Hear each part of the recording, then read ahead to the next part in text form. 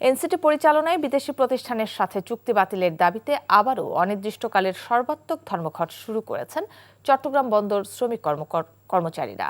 মাঝে দুদিনের বিরতি দিয়ে সকাল থেকে বন্দরের শ্রমিক কর্মচারীরা এই কর্মসূচি শুরু করেন। ফলে স্থবির হয়ে পড়েছে বন্দরের আমদানি রপ্তানি কার্যক্রম। এতে বন্দরে দেখা দিয়েছে কন্টেইনার জট। আন্দোলনকারীরা জানায়, নৌ পরিবহন উপদেষ্টার আশ্বাসে শ্রমিক কর্মচারীরা তাদের কর্মসূচি স্থগিত করে।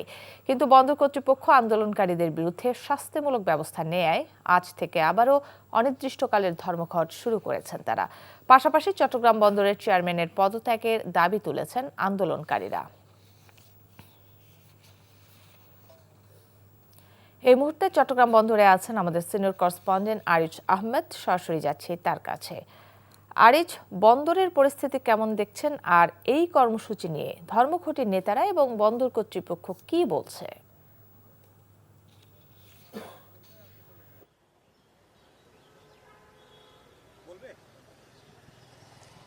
কাকলী, চট্টগ্রাম বন্দরে আজ থেকে আবার কর্মবিরতি শুরু হয়েছে এবং সেই কারণে চট্টগ্রাম বন্দরে যে পণ্য হ্যান্ডলিংয়ের কাজ, সব ধরনের কাজ, পণ্য ওঠানামার কাজ সবকিছু বন্ধ হয়ে গেছে। গত এক সপ্তাহ ধরে আমরা যেটা দেখেছি যে গত শনিবার থেকে টানা কর্মবিরতি চলেছে এবং এরপরে অনির্দিষ্টকালের জন্য ধর্মঘট শুরু হয়েছে এবং আজকে যে ধর্মঘটটা শুরু হয়েছে সেটি সকাল 8টা থেকে শুরু হয়েছে এবং এখানে সব ধরনের পণ্য ওঠানামার কাজ বন্ধ আছে।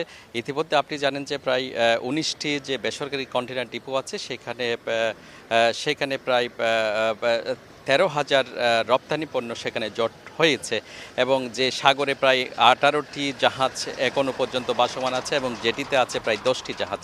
তো সব মিলিয়ে চট্টগ্রামে যে বন্দরের যে পণ্য ওঠানামা এবং শ্রমিকদের আন্দোলন এবং এই সব মিলিয়ে একটা স্থবির হয়ে আছে। এতে আমদানিকারক এবং রপ্তানিকারক তারা বিপুল পরিমাণ ক্ষতির সম্মুখীন হয়েছে। আপনি জানেন যে চট্টগ্রাম বন্দরকে যে এনসিটি আছে, নিউ মেরিন কন্টেইনার টার্মিনাল, সেটি বিদেশিদের হাতে চুক্তির প্রতিবাদে শ্রমিকরা আন্দোলন করছে এবং দীর্ঘদিন ধরে এই আন্দোলনটা হচ্ছে এবং গত এক সপ্তাহ ধরে বন্দর অচলের মতো কর্মসূচি চলছে। তো আমরা বেশ কয়েকটি স্থানে যে সরকার এবং বিভিন্ন ব্যবসায়ী প্রতিষ্ঠান, ব্যবসায়ী, আমদানিকারক, রপ্তানিকারকরা শ্রমিকের সাথে বসেছেন এবং তারা একটি সমাধানের জন্য চেষ্টা করেছেন। সর্বশেষ গত বৃহস্পতিবার নৌ উপদেষ্টা চট্টগ্রামে এসেছেন এবং নৌ উপদেষ্টার আশ্বাসে চট্টগ্রামে যে বন্দর শ্রমিকদের সাথে আন্দোলনকারী 2 দিন স্থগিত ছিল এবং শ্রমিকদের বিরুদ্ধে যে নানা রকম ব্যবস্থা নেওয়া হয়েছিল এবং সর্বশেষ দর্শক, জানছিলাম চট্টগ্রাম বন্দরের নিউ মেরিন কন্টেইনার টার্মিনালের শ্রমিক কর্মচারীদের ধর্মঘটের খবর।